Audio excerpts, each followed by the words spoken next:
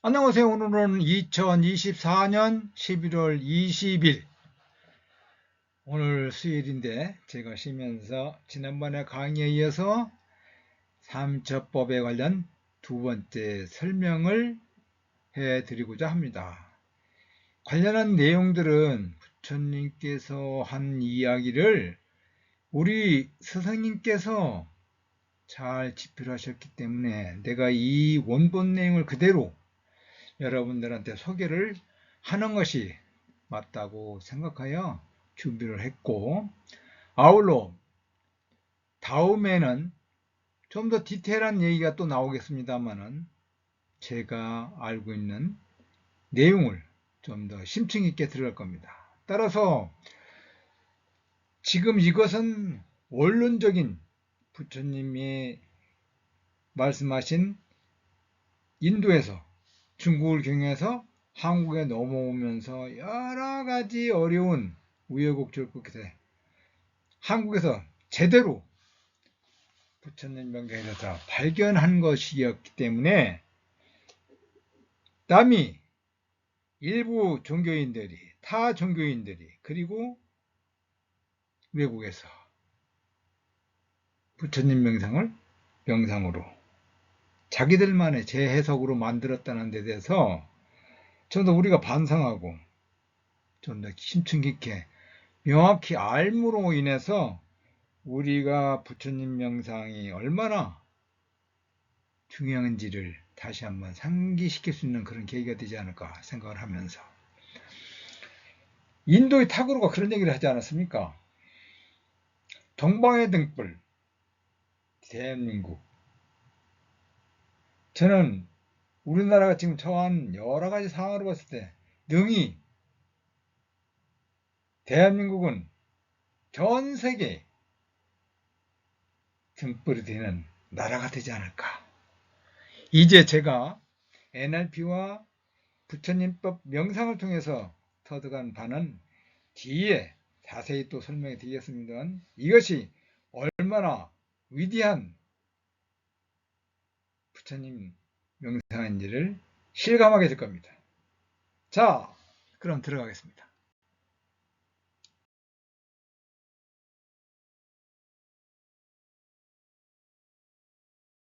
다시 한번 들어가기 전에 4년차법 부처님 명상은 부처님께서 나의 가르침은 맹목적인 신앙이 아니고 수행자 스스로의 바른 노력을 통해 현실에서 사실로 경험할 수 있는 참된 깨달음의 수행법이라고 하셨습니다.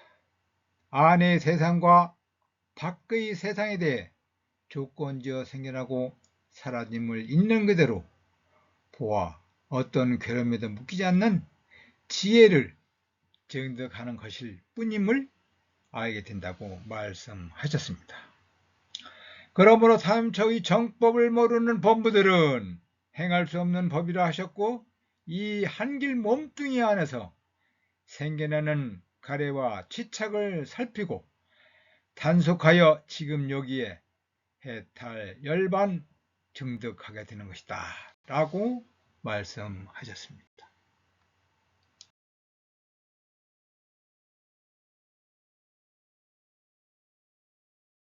무엇을 알아야 할까? 아래의 네 가지라고 얘기를 하셨습니다.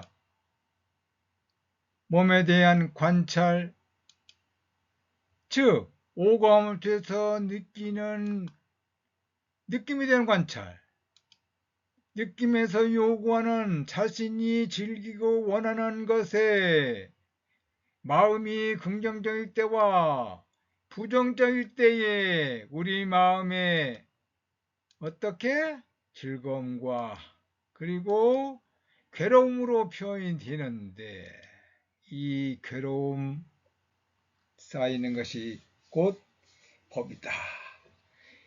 그래서 사성제, 고성제라고 이야기를 했습니다.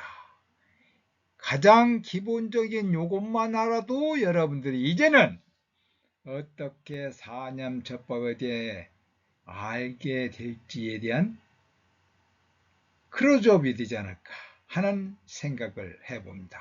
이것은 제가 심리학을 공부하면서 느꼈던 결과를 여러분들에게 한눈에 볼 수 있도록 준비를 한 이야기 자료입니다. 그럼 몸에 대한 관찰, 즉 사냥법 중에 하나인데 어떻게 몸에 대해서 관찰할까? 몸에 대한 관찰인데 어떻게? 조건지어져 생겨난 몸에 대해서 몸, 무상, 고, 무엇을 관찰하면서 머무는가입니다. 누구나 병도 찾아오고 죽음도 오고 부서짐도 오고 끝도 다가오는데 이럴 때 오직 나에게만 아니라 오고 가고 태어나고 병들고 죽고 끝이 다가오는 것은 우리 인간 모두에게 찾아옵니다. 그때 상심하고 슬퍼하고 가슴치며 울부짖고 광란하게 되면 밥도 나를 즐겁게 하지 못하고 몸도 추락하게 되고 일도 할 수 없음을 할 때 가족과 친구들은 우울하게 됩니다.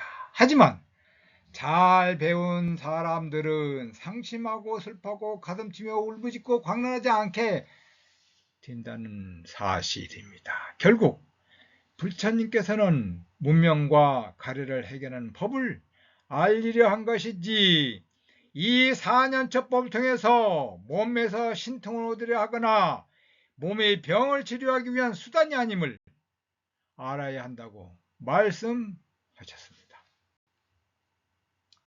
그럼 몸은 어떻게 관찰을 해야 될까? 몸의 32가지 부위에 대한 관찰, 즉 32가지 몸의 형태, 그리고 몸의 4가지 구성 요소에 대한 관찰, 그리고 3번에서 11까지는 9가지 공동묘지에서 일어나는 현상을 관찰하고 죽음에 대해 사유할 줄 알아야 되고 들숨날숨에 대한 관찰, 즉 호흡에 대한 관찰을 해야 하고 자세를 채고 있는 것에 대한 관찰, 4가지 자세 등의 관찰을 해야 하고 일상생활 행동에서의 관찰, 행위의 의도를 바르게 관찰하는 것이 필요합니다.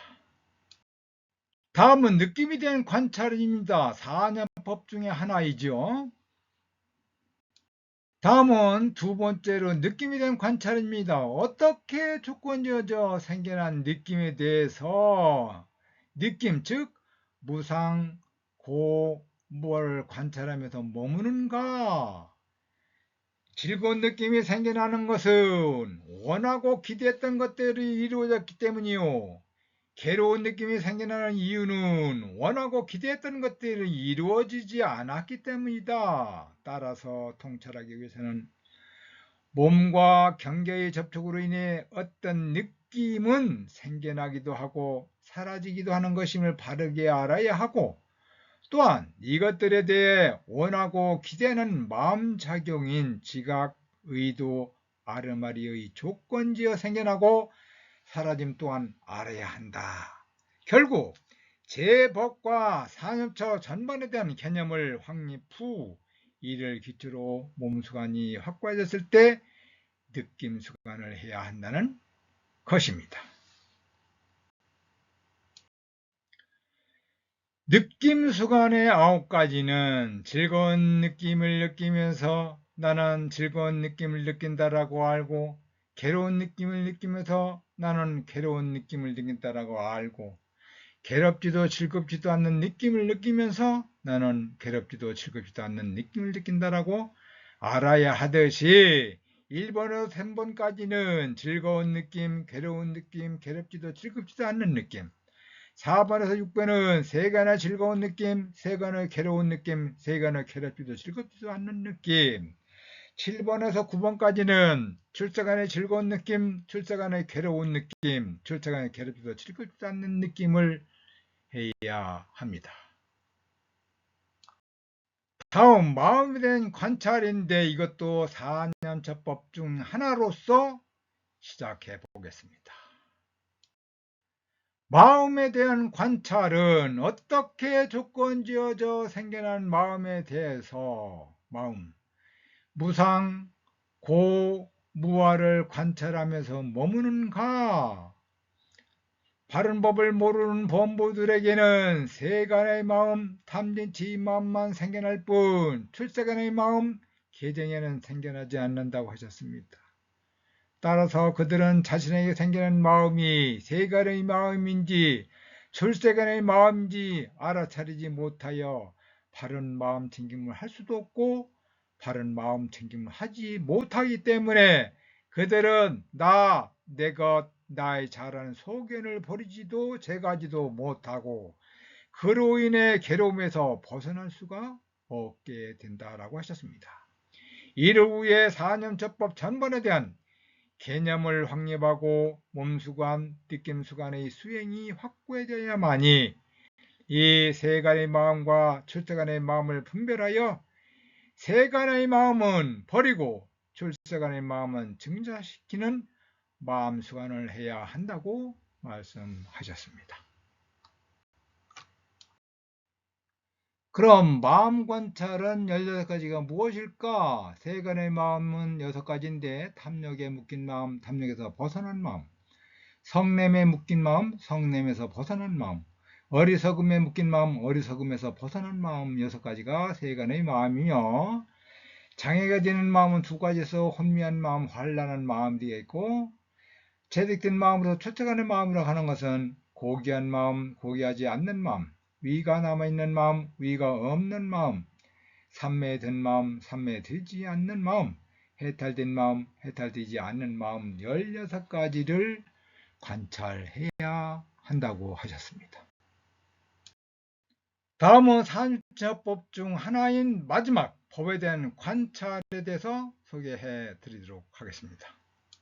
법에 대한 관찰은 어떻게 조건지어져 생겨난 몸에 대해서 무상, 고, 무아를 관찰하면서 머무는가? 세간에서 법이란 일상적으로 사이가 유지되기 위해 사람들이 공통적으로 합의한 사상 혹은 사회 규범을 말하고 세간의 법은 시대 상황 및 사람들의 생각에 따라 변화될 수 있는 상대적인 범위라고 하셨습니다. 하지만 출세간의 법은 수행자가 자신의 괴로움을 해결하기 위해 제거하거나 파악하고 닦아야 할 마음의 경계를 의미합니다. 따라서 인간은 누구라도 경험할 수 있는 보편적인 법이라고 천명하셨고 이 법, 즉 출세간법은 수행자라면 누구도 바른 노력으로 괴로움을 해결할 수 있다고 확언하셨습니다. 그럼 법은 5가지로 관찰해야 되는데 먼저 5가지 장애에 대한 관찰, 그리고 오온에 대한 나 등으로 지착하게 된 5가지 무더기들에 대한 법에 대한 관찰, 6가지 안과 밖의 감각 장소들이 법에 대한 관찰, 7가지 깨달음의 구성 요소들이 칠각지에 대한 법에 대한 관찰, 4가지 성스러운 진리에 대한 법에 대한 관찰, 이것이 사념처의 전반의 개념에 대한 사이를 확립하게 하는 것이 법주관으로서 몸, 느낌, 마음 수관에 대한 개념적 이해 없이는 이루어질 수 없다고 말씀하셨습니다. 이를 요약해 보면 수행을 하겠다는 분은 몸, 느낌, 마음 법 중에서 몸을 가장 먼저 해야 합니다. 왜 그런가? 몸은 현실에서 사실로 누구나 경험할 수 있는 가장 기본적인 요소이며 느낌, 마음, 법을 생겨나게 하는 기본적인 토대이기 때문입니다. 두 번째는 몸의 대상과 접촉하게 되면 느낌과 마음이 생겨나며 이렇게 파악된 몸, 느낌, 마음을 토대로 하여 법수관이 행하게 됩니다. 세 번째로 5가지 장애는 사람이 어머니 모태로부터 이미 잠재 성향으로 갖추고 있게 된다. 이는 단지 생존 본능에 의해 형성되는 인간의 태생적 성향을 말하는 것일 뿐 세상의 삶을 영위해 나가는 인간이라면 누구라도 예의 없이 5가지 장애에 묶여 살 수밖에 없다라고 하셨습니다. 따라서 5가지 장애는 바른 법에 대한 사유에 대해 드러난 것입니다. 수행자가 떨쳐버려야 하는 장애로서 바른 법을 배우지 못한 범부들은 5가지 장애의 성향을 갖추고 있지만 그것을 바르게 파악하지 못합니다. 그러므로 이런 성향을 조복시키기 위해서는 수행자가 바른 법에 대한 개념의 확립과 그것을 토대로 한 수행 정진이 필요합니다. 또한 법주간을 행할 때 몸, 느낌, 마음수간에 대해 바른 법으로 사유하지 못한다면 5가지 장애를 바르게 보지 못하고 또한 떨쳐버리지 못하게 됩니다. 5가지 장애는 오지연이 생겨남과 사라짐에 대해 바르게 통찰하지 못하기 때문에 육내입처에 묶여 생겨나게 됩니다. 육내입처의 조건지어짐에 대해 바르게 통찰하게 되면 그 결실로 5가지 장애를 멀리 여의고 떨쳐버릴 수 있게 하는 칠각지를 닦아나갈 수 있는 것입니다. 5가지 장애는 단편적인 법의 개념적 사유나 좌선 명상만으로 떨쳐지지 않습니다. 8정도의 행위 드러나게 될 때 비로소 5가지 장애가 떨쳐지는 것입니다. 즉 지금 여기에서 괴로움이 드러나지 않는다고 하더라도 괴로움이 다시는 생겨나지 않도록 하는 8정도 행의 도닦음이 없다면 그것은 지금 여기에서 세간의 혹은 출세간의 즐거운 느낌에 묶여있는 상태일 뿐입니다. 따라서 부처님께서는 사선정의 행복한 느낌에 머물지 말고 지금 여기에서 수행을 통해 번뇌를 제거해야 한다고 제자들에게 설하셨습니다. 결론적으로 사념처법 부처님 명상을 통해 무상, 고, 무아를 알고 알아차림, 마음챙김 하라는 것입니다. 다시 말씀드립니다마는 몸으로 느끼고 느낀 마음에서 자기가 원하는 즐겁고 원하는 것을 얻지 못했을 때 우리는 괴로움에 빠진다고 하셨습니다. 괴로움은 사성제, 고성제라고 했죠. 그래서 고성제, 고진멸도 이해가 될까요? 네, 이 정도 하시면은 다음 얘기가 기대가 될 겁니다. 감사합니다.